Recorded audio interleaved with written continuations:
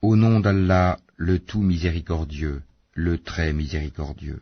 L'inévitable, l'heure qui montre la vérité, qu'est-ce que l'inévitable? Et qui te dira ce que c'est que l'inévitable? Les Tamoud et les Had avaient traité de mensonge le cataclysme.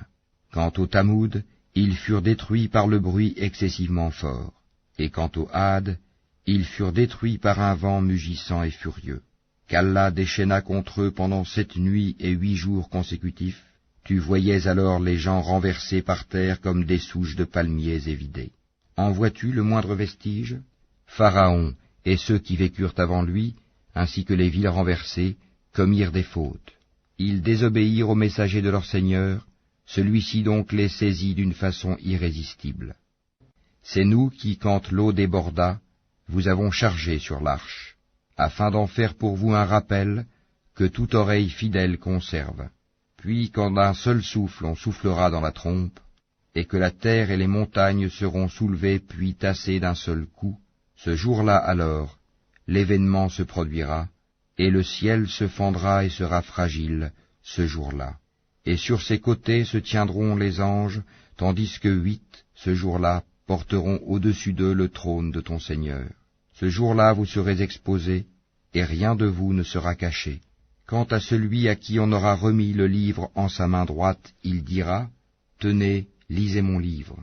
J'étais sûr d'y trouver mon compte. » Il jouira d'une vie agréable, dans un jardin haut placé, dont les fruits sont à portée de la main.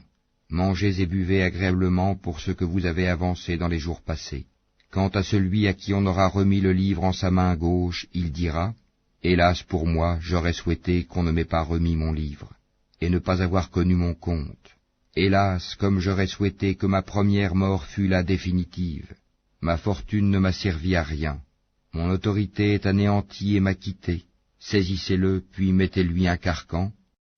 Ensuite brûlez-le dans la fournaise, puis liez-le avec une chaîne de 70 coudées, car il ne croyait pas en Allah le Très-Grand, et n'incitez pas à nourrir le pauvre.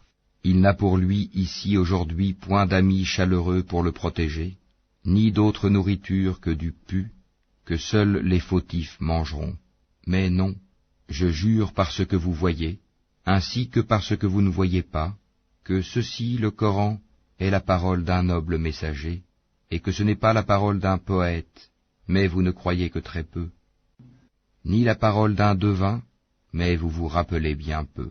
C'est une révélation du Seigneur de l'univers, et s'il avait forgé quelques paroles qu'il nous avait attribuées, nous l'aurions saisi de la main droite, ensuite nous lui aurions tranché l'aorte, et nul d'entre vous n'aurait pu lui servir de rempart.